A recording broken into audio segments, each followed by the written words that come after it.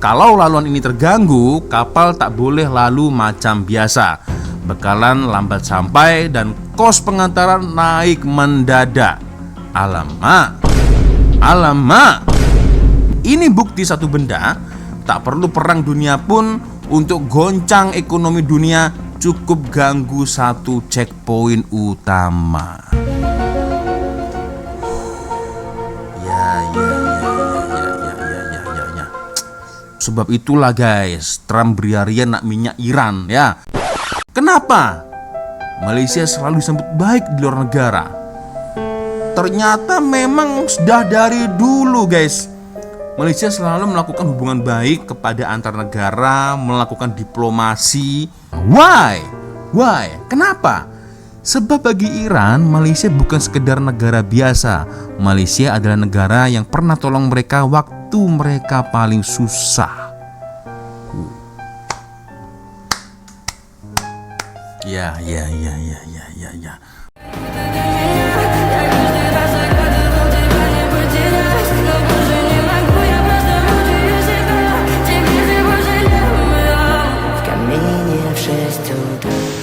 Yo, what's up, Re? Assalamualaikum warahmatullahi wabarakatuh. Hai Re, jumpa lagi ada saya di sini. Wah, lonjong, salam lonjong. Hiya. Apa kabar kawan-kawan? Semoga semua dalam kondisi yang sehat, Re ya. Amin ya robbal alamin. Oke, guys, macam mana geng? Ya, raya kalian semoga dalam kondisi yang menyenangkan, guys ya. Dan ya, seperti yang tertera di tajuk video kita kali ini guys ya, rupa-rupanya ada satu kabar yang cukup mengejutkan nih guys ya. Ini aku baru tahu ya, dan postingan ini ya diposting oleh Instagram Malaysia Media Sisi. Iran ugut tutup pintu air mata Bab El Mandeb, checkpoint paling bahaya dunia, selat kedua dunia yang boleh lumpuhkan ekonomi global. Alamak. Waduh, selat Hormuz belum selesai, sekarang baru lagi nih guys, Bab El Mandeb. Apa pula itu? Aduh, ini semakin buat kita ketar-ketir ini guys ya, terutama saya nih geng. Aduh. Oke lah geng ya, sebelum kita mulai video ini hanya sekedar mengingatkan untuk kawan-kawan yang mungkin belum sholat, jangan lupa sholat dulu dan biasanya letakkan link Shopee yang ada di bawah video ini. Siapa tahu mungkin kalian berminat untuk shopping, ada topi, ada kacamata, ada smartwatch, jam tangan, boleh kalian check out sekarang juga guys.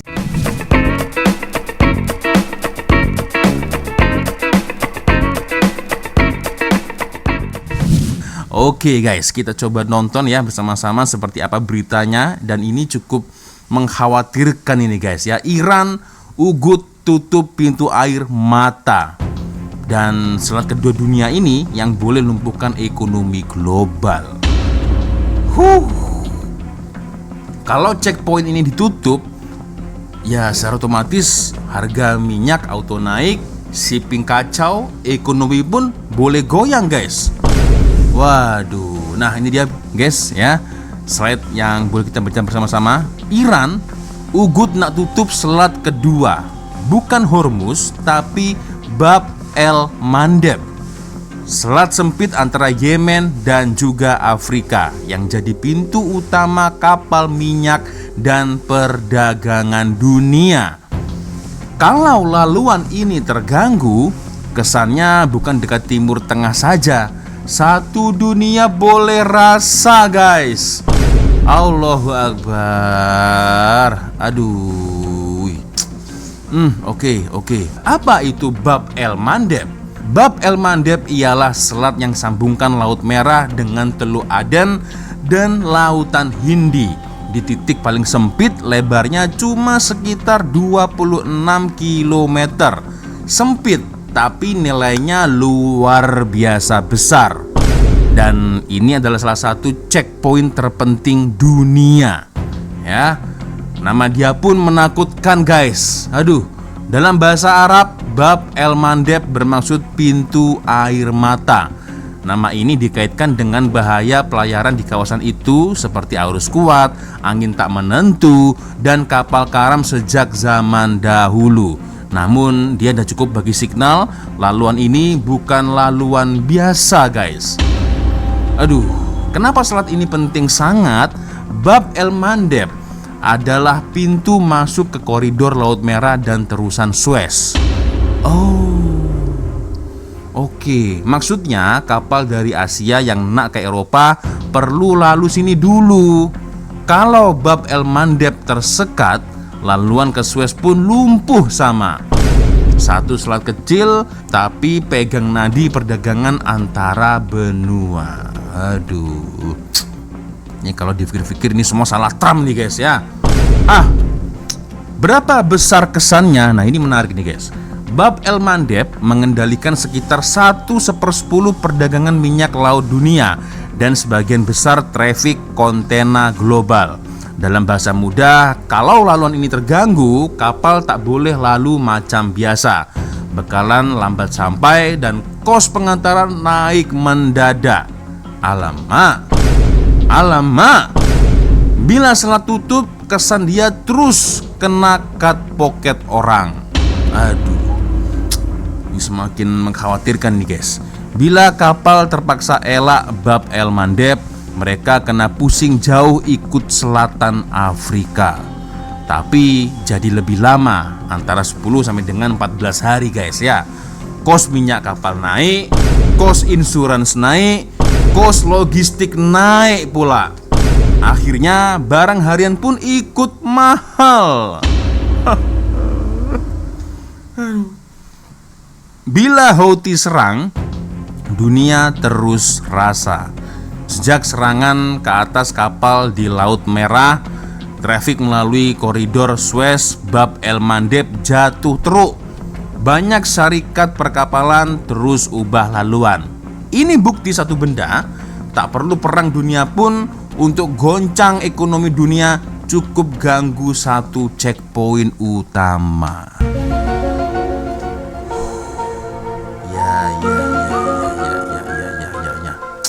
Sebab itulah guys, Trump berharian nak minyak Iran ya. Sebab nak kuasa lautan diantaranya. Ya. Ini mungkin adalah salah satu agenda Trump lain ya, bila mau serang Iran guys ya. Ambil kesempatan benda lain ya. Aduh, ya, oke. Ini bukan sekedar isu Iran atau Yemen. Bab El Mandeb dah jadi rebutan sejak ribuan tahun.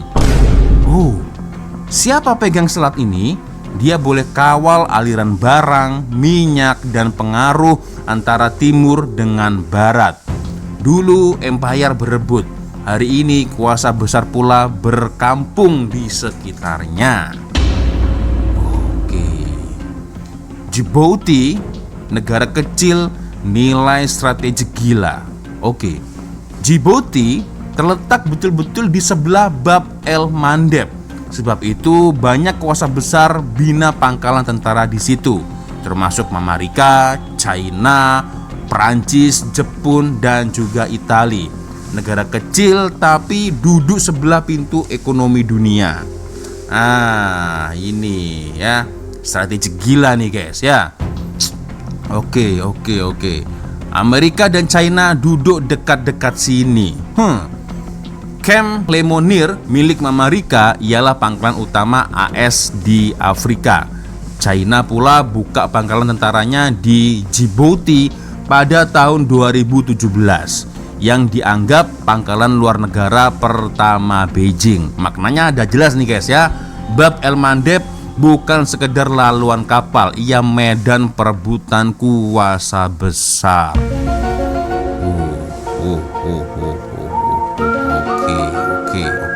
Oke.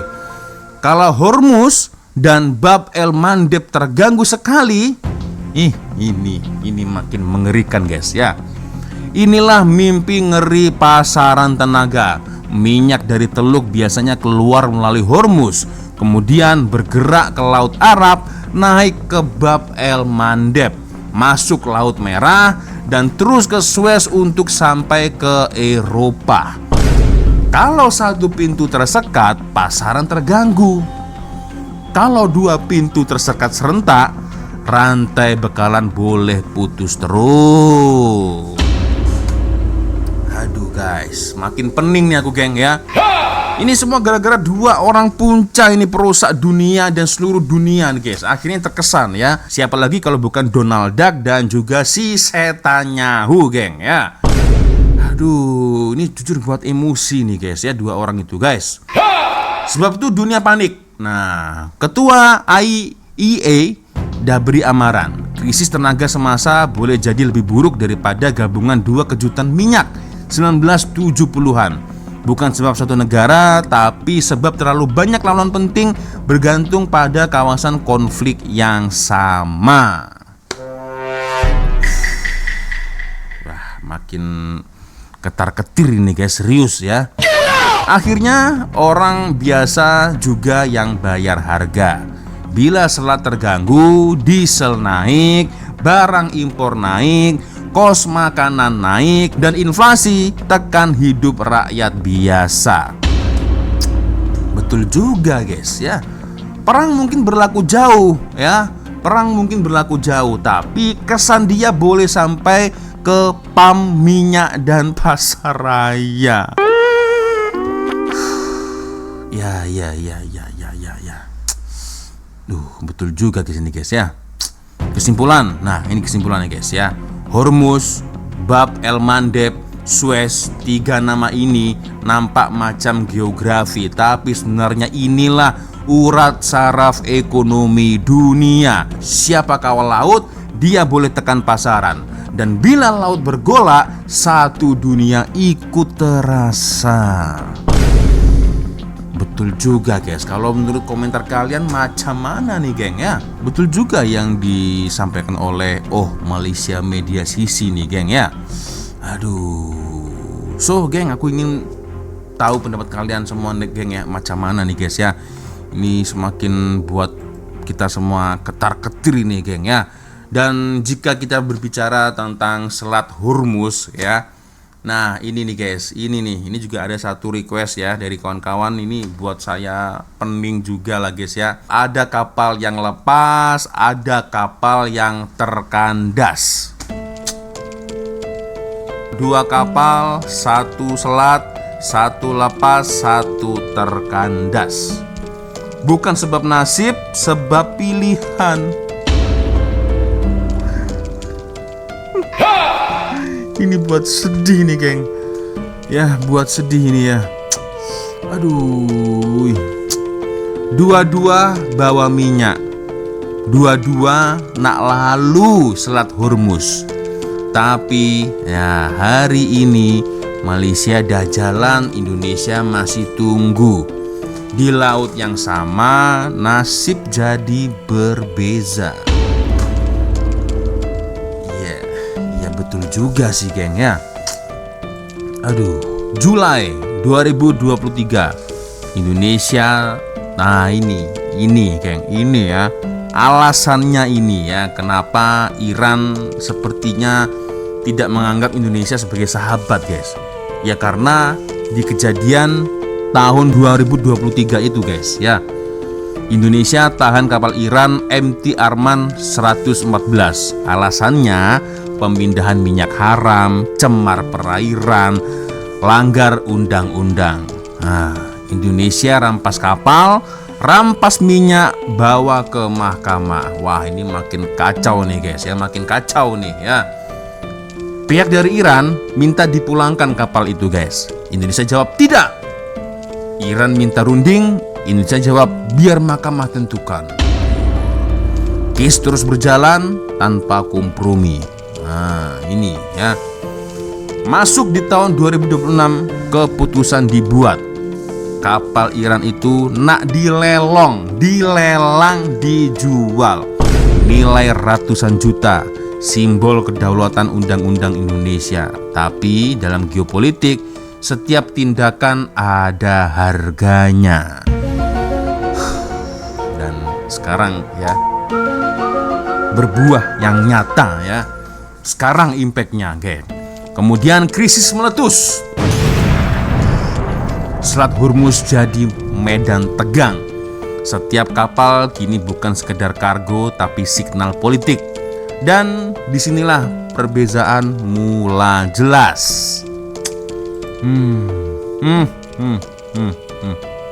Pertamini, Fortune Jakarta. Bekalan kritikal, maaf stok habis. Aduh, Indonesia tersekat. 2 kapal Pertamini masih berlabuh.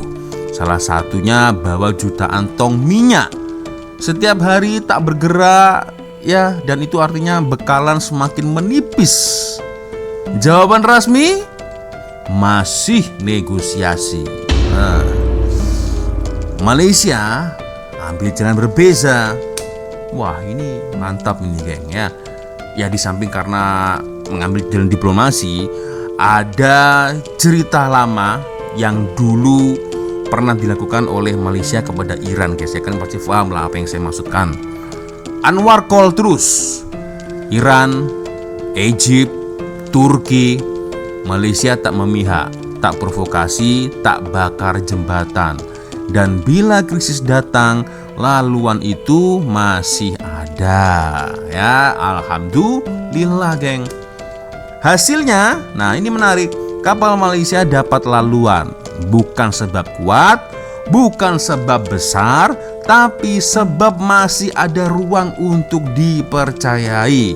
Dan terlebih lagi apa yang dilakukan oleh Malaysia di masa lalu kepada Iran. Iran menganggap Malaysia adalah satu-satunya sahabat. Malaysia, Indonesia sama-sama sia akhirannya, tapi nasibnya sangat jauh berbeda nih guys. Aduh, soalan yang mulai timbul. Nah ini, kenapa Malaysia boleh mereka tidak? Jawaban dia bukan hari ini. Jawaban dia adalah semua keputusan semalam. Ya. Nah ini, Selat Hormuz bukan sekedar laluan minyak. Ya, ujian sebenar dasar luar. Siap jaga hubungan masa tenang, akan ada jalan masa krisis. Hari ini Malaysia lepas ujian itu. Yang lain masih belum jumpa jalan keluar. Ya, itulah yang memang terjadi guys ya. Duh, ini saya baca berita ini makin pening aku guys, serius ya. Makin pening guys, Allahu Akbar. Dan akhirnya timbullah persoalan di otak saya nih guys ya. Kenapa Malaysia selalu disambut baik di luar negara guys? Nah ini ternyata ada sejarah panjang ya. Bila kita flashback ya, ada sejarah panjang guys. Dan kebetulan ini ada satu postingan Instagram ya yang saya temukan. Nah ini dia guys ya, dari C. Firdaus. Kenapa Malaysia selalu disambut baik di luar negara?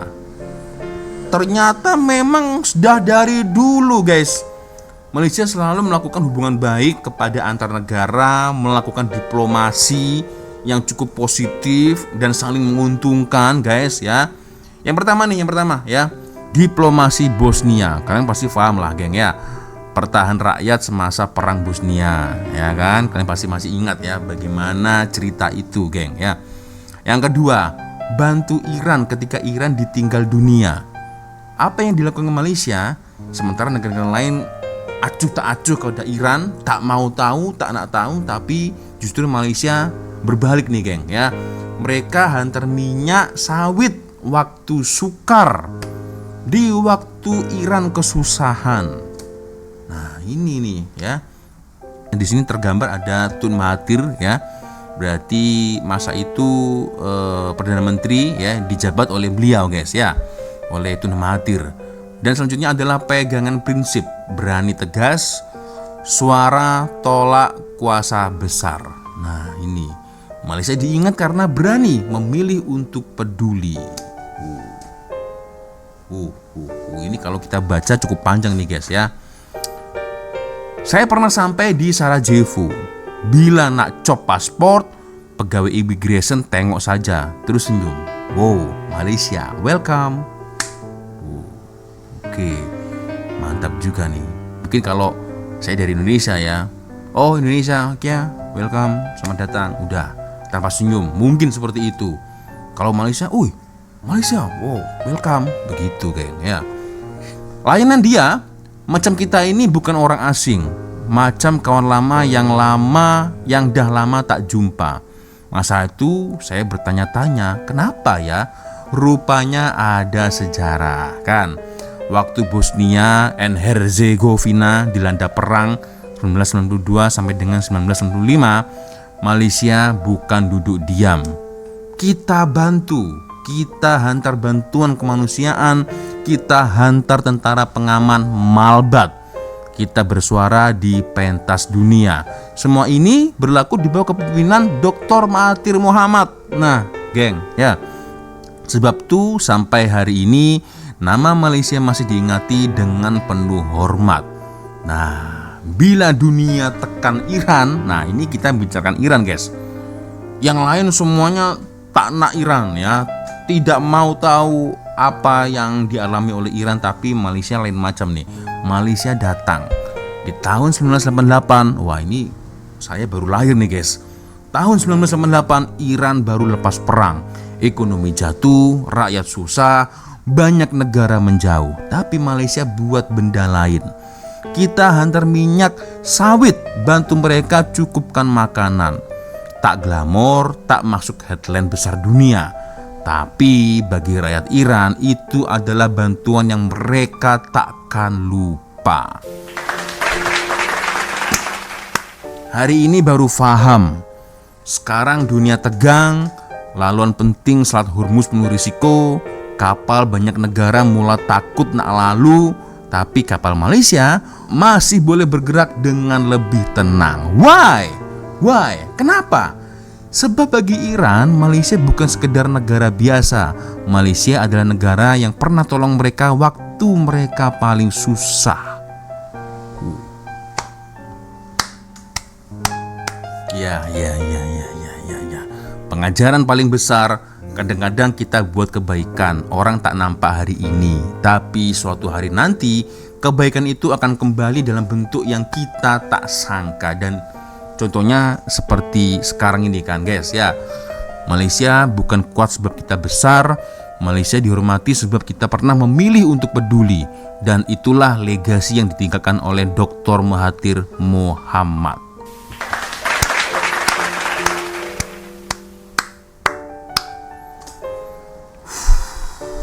Luar biasa, guys. Ya. Negara kecil tapi jiwanya sangat besar, hatinya sangat besar. Dan seperti yang kita tahu, guys ya, apabila kalau ada rakyat Malaysia yang datang mungkin di Arab Saudi atau mungkin di Iran atau dimanapun ya, orang yang selalu disebut ya oleh orang tempatan, Mahathir Malaysia, Tun Mahathir pasti seperti itu, guys ya. Wow, gila betul, guys, luar biasa. Aku tak bisa berkomentar apa-apa lah, guys ya. Ini sekaligus pembelajaran lah, guys ya, untuk kita semua ya, bahwasanya apa yang kita tanam itulah yang kita petik, guys ya. Luar biasa, guys. So geng ya, menurut kalian macam mana? Boleh komen di ruang komentar, guys ya. Dan itu adalah postingan dari C Firdaus ya. Dan ya, nah, Sarajevo, geng ya. Dan Mahathir bin Mohamad 1994 ternyata cukup terkenal dan sekaligus legend betul ini, guys ya, Dr. Mahathir ini, guys. Luar biasa, aku ikut meremang, guys, serius ya. Ya Allah, geng, kita doakan sama-sama semoga beliau panjang umur dan selalu diberikan kesehatan, guys ya. Serius nih, aku walaupun bukan rakyat Malaysia, aku ikut meremang, guys ya. The best prime minister nih, guys ya. Luar biasa. Oke. So kalau menurut kalian ya macam mana, geng?